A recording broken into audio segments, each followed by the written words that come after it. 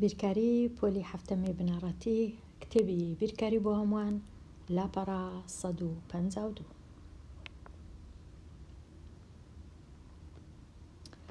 جێبەجێکردن لەسەر ڕێژەی سەدی.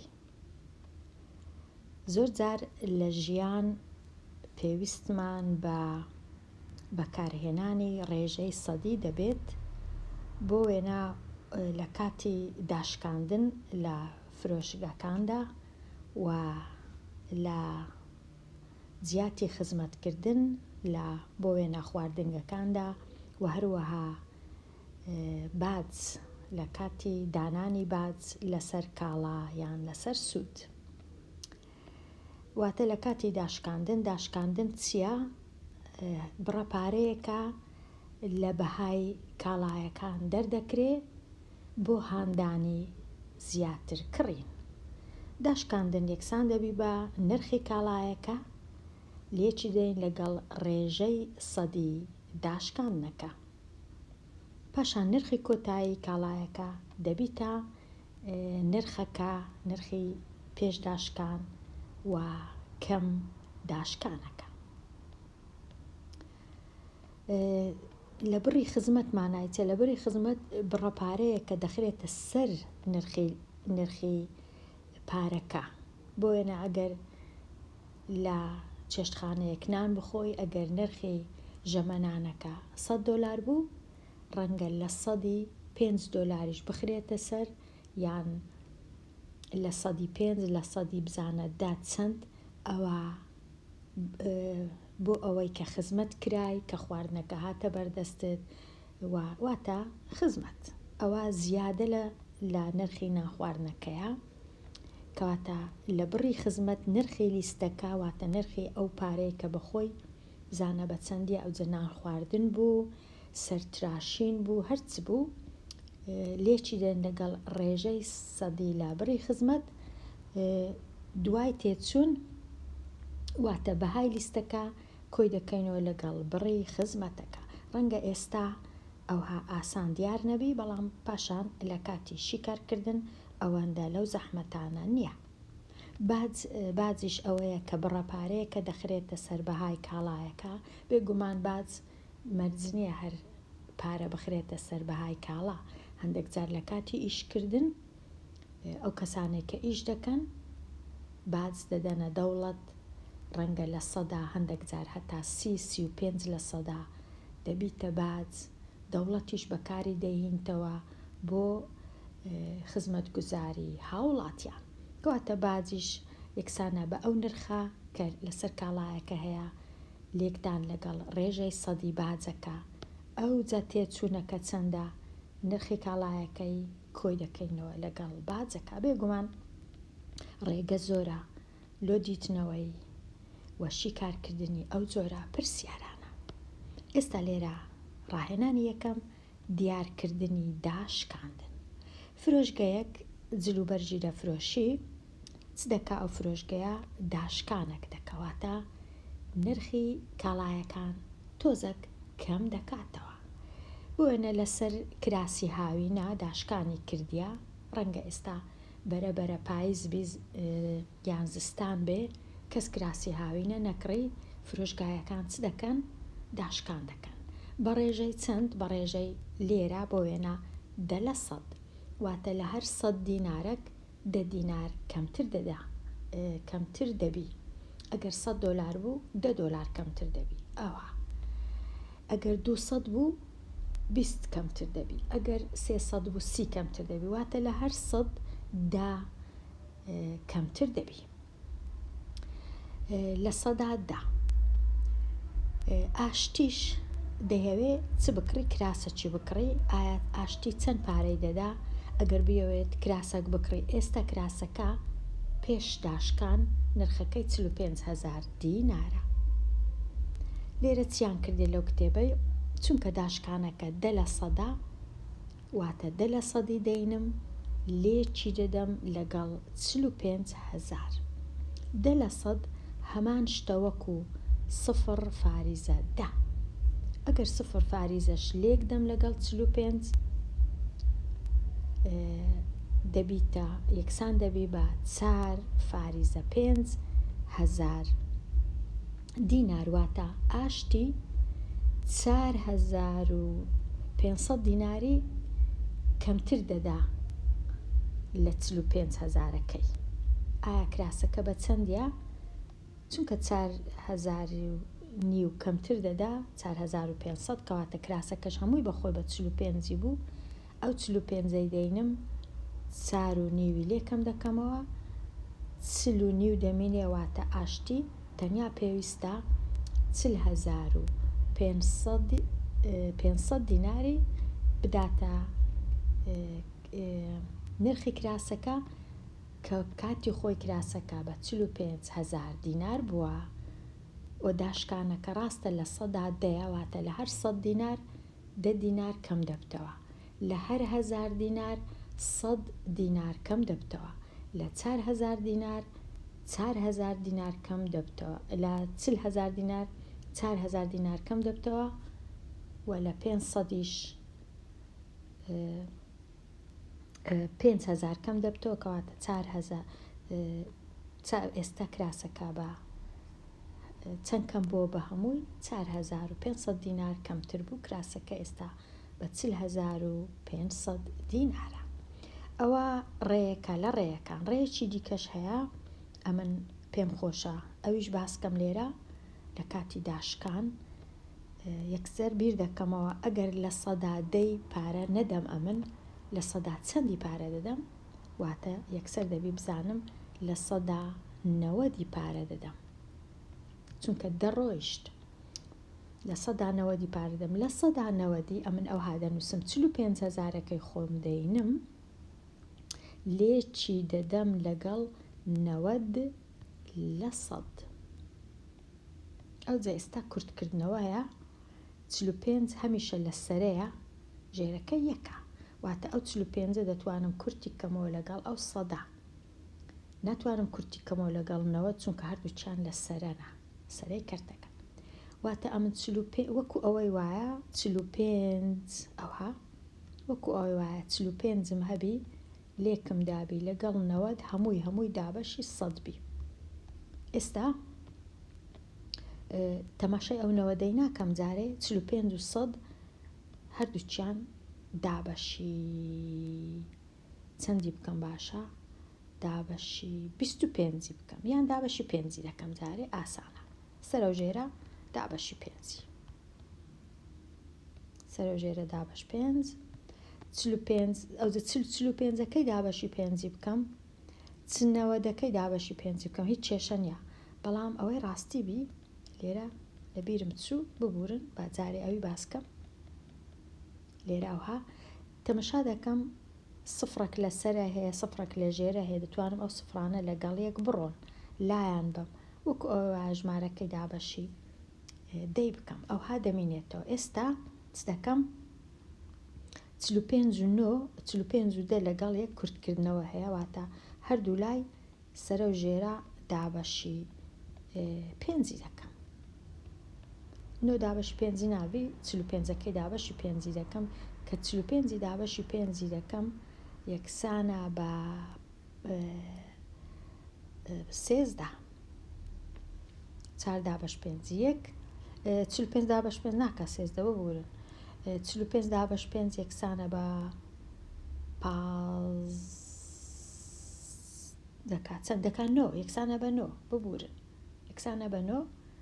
9ەکەی دیکەشم بە خۆم هەبوو لە خوارێش مایەوە 10 دابەش 5 2. ئەو جا ئێستا 9 جاران 9 81 81 دابەشی 2 بکەم دەکات چەند؟ 81 دابەش 2. 8 دابەش 2 4، 1 دابەش 2 نابی، 10 دابەش 2 5. هەمان شتە یەکسەر زانیم کە ئێستا کراسەکە بە چەندە؟ 40,500 دینار. دەبی بنووسم 1000 دەنا نابی، 40,500 دینار. وەکو لێرە دیسان ئەوها بکاتە ئەو ڕێش هەیە، ئەو ڕێیە کووە تەماشای داشکانەکەی دەکەم، 100 دەی لێ بڕوا دەمینێتەوە 90 لە 100، ئەو ژمارەی خۆم دەینم یەکسەر لێکی دەم لەگەڵنەوە لە سەدی کورتکردنەوەکان دەکەم یەکسەر پارەی کراسەکە پاش داشکان بەدەستم دێ. ئەگەر حەزم لەو ڕێی نەبوو ڕێی کتێبەکەی بەکاردەینم ئەوەل جار یەکەم جار داشکانەکە بزانم چەندە ئەوجا نرخی کراسەکە داشکانەکەی لێ بڕوە بە دوو هەنگاو شیکاری دەکەم.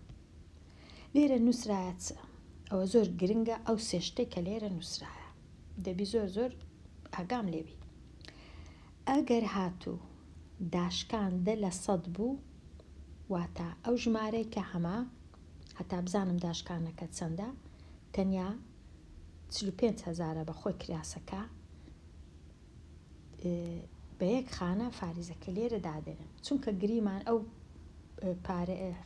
فاریزە بەخۆی لێرەیە ئەگەر هەزارەکەی نەنووس کە داشکانەکە 10% فاریزەکە دێتە ئێرە کاتە یەکسەر دەبا بمزانی بە 4.5 ئەوە داشکانەکەیە ئەوە چونکە داشکانەکە 10% بوو.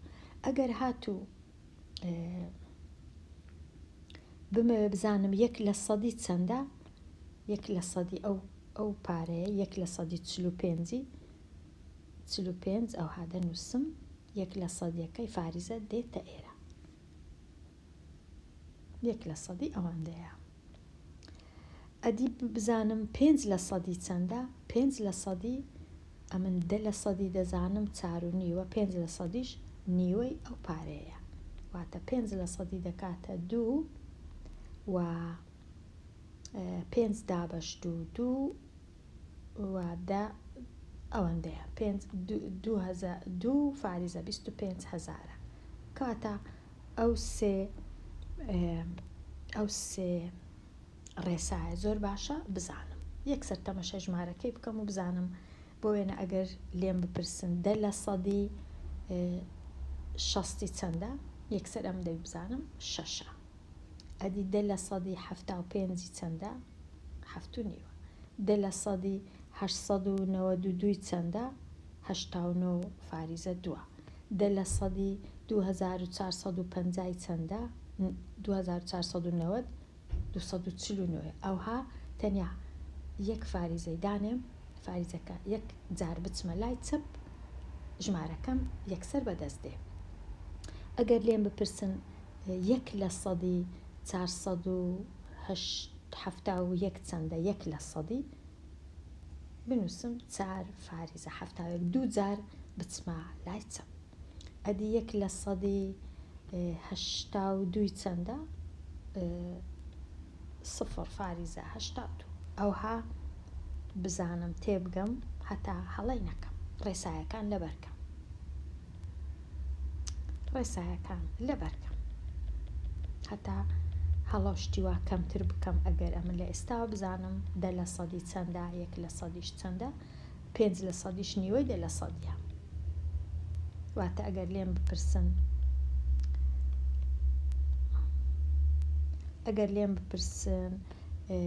5% 200 با بنووسمەوە 248 5% چەندە یەکەم جار 10%ەکەی دەنووسم 24.8 ئەدی 5% 24.8 دەینم دا بە شیروی دەکەم یەکسانە بە 1 2 4 5%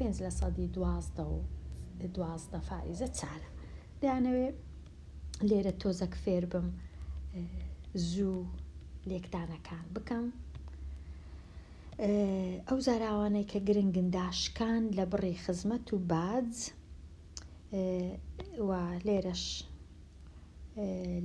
لێکدان فاریزەکە دەستە چێن دەرخانەک دەی جوولێنینە لای چەپ ئەوەش فێر بووین ئێستا تەماشایەکی لاپەڕا 153 دەکەم. ڕاهێنانی ژمارە 2 دیاریکردن لە بڕی خزمەت. ئومێد چ دەکا ئومێد دەچی لە خواردنگەیەک ژەمەچینان دەخوا بەهای لیستەکە کە لیستەکە دێ لیستەی ناخواردنەکە بۆ وێنە برنج و مریشک و شلە و شەربەت و بەستنی و نان و نازام چ هەموو لیستەکە دەبینی لیستەکە 42,000 دینارە. بەڵام پاشان نووسرایە 15% لە بڕی خزمەت، ئەوە لەبەرەوەی لەوێ دانیشتە، نانەکەیان هینایتە پێشی، خزمەتیان کردیە، بەخێرهاتنیان کردیە، خواحافیزیان لێ کردیە، کەواتە بڕی خزمەتەکەش 15%. 15% ئەو پارەیە، کەواتە ئەم دەبی 15%ەکەی بزانم چەندە، ئەو جەپارەکە بزانم یەکەم جار 15% دەکات چەند، هەمیشە 15% کەمترە لەو پارەیە. هەتا 15%ەکەی ببینمەوە دوو ڕێ هەیە. ڕێ یەکەم چ دەکەم؟ 15% واتە 0 فاریزە 15، چونکەەوە شەر 15%، لێکی دەدەم لەگەڵ 42 کە 15% لێک دەدەم لەگەڵ 42 کردیا 6,300 دینارە. 6 فاریزە 3. ئەو 6 فاریزە 3 تێچوونەکە پاشان واتە هەمووی بەیەکەوە چەندە؟ ژەمەنانەکە 42,000، خزمەتەکە 6,300 کۆ دەکەمەوە، دەکاتم بە هەمووی پارەکەی 48,300 دیناری دەبی بدا ئومێد، چونکە خزمەتیان کردیا لەو خواردنگەیە. ئەوە ڕێ یەکەم. ڕێ دووەم چییە؟ ڕێ دووەم ئەوەیە کە هەتا ئەو 15,000ی 15% ئەژمێر بکەم، 15% دەکەمە دوو بەشی ئاسان. 10% زۆر ئاسانە و 5%. 10% زۆر ئاسانە، چونکە یەکسەر دەکاتە 4 فاریزە 2. 5% هەر ئاسانە، چونکە دەکاتە ئەو ژمارەیە دابەش 2 دەکاتە 2-1. ئەو 4 و 2 کۆ دەکەمەوە لەگەڵ 2-1 دیسان یەکسان دەبیتەوە بە وەکو دەبینی لێرە 4 و 2. ئەوە ئەگەر بژمێر و شت نەبوو زۆر ئاسانە ئەو ڕێیە. 2-1 کۆ دەکەمەوە هەر دەکاتەوە 6 و 3 جاران وەکو ئێرە. کەواتە لە جیاتی ئەوەی 15 بینم لێکی دەم لەگەڵ 42 ئەو هاناکەم 10% دەینم 5% دەینم یەکسەر 6 و 3 بەدەست دێ. ئەو جە پاشان دیسان دەچم 42,000ەکەی دەینم کۆی دەکەمەوە لەگەڵ 6 فاریزە 3 هەمان ئومێد هەردەبی 48,000ەکەی خۆی بدا بە هەر ڕێیەکی ئەمن چاچی کەم ئەوە پارەکەی کەم نابیتەوە. لە جیاتی خزمەتەکەی هەردەبی 6,300 دیناری بدا و لە جیاتی ئەو خواردنەی کە خواردیتی لیستەکەش هەردەبی 42,000 دیناری بدا، بە هەمووی دەبی ئومێد 48,300 دینار بدات. ئەوە ڕێی کتێبەکەی بە دوو ڕێی چارە سەریان کرد. بەڵام ڕێیەکی دیش هەیە دەمەوێت ئەوی ڕوونکەمەوە، ئەویش ئەوەیە ئەمن چ دەکەم؟ ئەمن ئەوها دەکەم، ئەوها بیر دەکەمەوە 15% زیاد 15% ئەو 42 کەواتە ئەمن چ دەکەم؟ ئەمن 100 دەینم کۆی دەکەمەوە لەگەڵ 15 کە کۆم کردەوە یەکسان دەبی بە 115. ئەو 115 دەینم دابەشی 100 دەکەم، کەواتە فاریزەکە دەکەویتە ئێرە کە دەکەویتە ژمارەکە دەبیتە 1.15. ئەو 1.15 دەینم لێکی دەم لەگەڵ 42 1.15 لێکی دەدەم لەگەڵ 42 لێکدان یەکسەر ئەو پارەی ئێرەم بەدەست دەکەی. بزانم لێکی دەم هەتا زوو بڕوە بە بژمێر لێکی بدەم 1.15 بزانم وایان وانە 1.15 لێکی بدەم لەگەڵ 42 یەکسان نابات 48 فاریزە 3 کەواتە ئەوەش ڕێیەکە لە ڕێیەکە. ئەوە یەکسەر دەزانم پارەکە چەندە بێ ئەوەی بزانم بزانم زیادەکە چەندە. یەکسەر چ دەکەم؟ 15 دەینم کۆی دەکەمەوە لەگەڵ 100 دەبیتە 115. 115ش پێی ناوێت دابەشی 100ش بکەم هەموو جارێ دوو خانەی بەجێ دەهێڵم، دەچمە لای چەپ وا ئەو ژمارەی هەیتم لێکی دەم لەگەڵ 42کە یەکسەر دەزانم چەند پارە پێویستە ئومێد بدا. ئەوجا خوێندکار بەخۆی سەربەستە ڕەنگە ڕێی دیکەی هەبی بێجگە لەو سێ ڕێیانە ئەوە شتەشکەیە. دیارکردنی باج شیرین دەیەوێ تێکەڵ کەرێکی کارەبایی بکڕی کە نرخەکەی 80000 دینارە. بەڵام دەزانی کە باج دێتە سەر ئەو کاڵایە. باجەکە چەندە؟ لە هەر 100 دینار یان 100 دۆلار 6 دۆلاریش باجەکەیە. ئایا تێچووەکە هەمووی چەندە؟ لێرە چ دەکەن؟ 6 لە 100 واتە 0 واتە 6 دابەش 100 6 دابەش 100 دەکاتە 0 فاریزە 0.6 لە 100.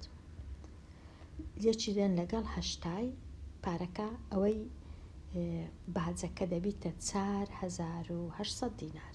ئەوجا ئەو باجە دەخرێتە سەر پارەکەی بەخۆی چەندە بێ باج کەواتە شیرین دەبی 84800 دینار بدا نرخی تێچووی هەموو ئەو تێکەڵ کەرە کارەباییە.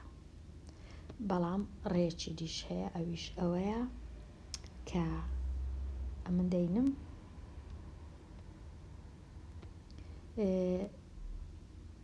ئەو باجەی دەینم کە 6 لەگەڵ 6 لە 100 واتە 100 دەینم کۆی دەکەمەوە لەگەڵ 6 دەکاتە 106.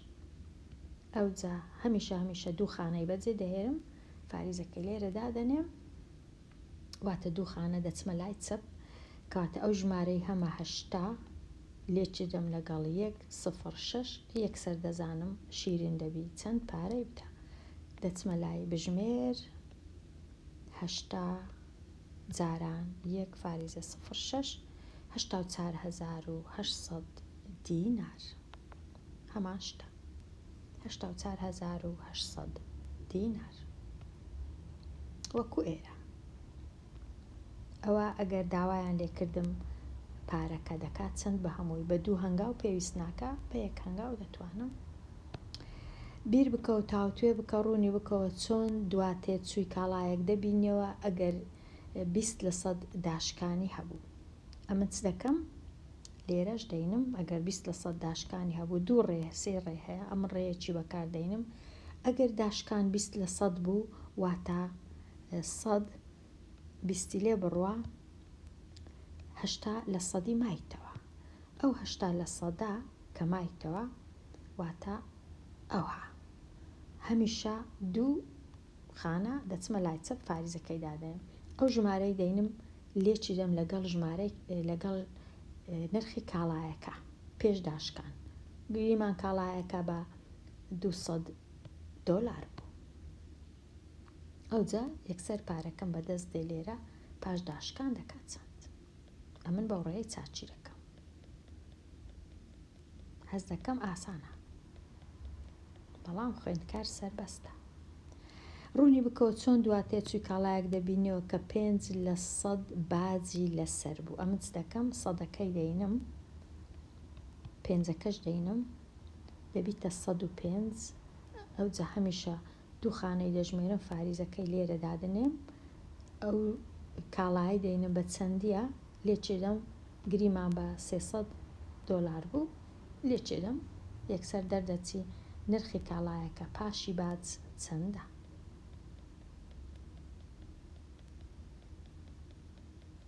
ئەوە ڕێگەی ئەمن بەکاری دەینم هەز دەکەم ئاسانە.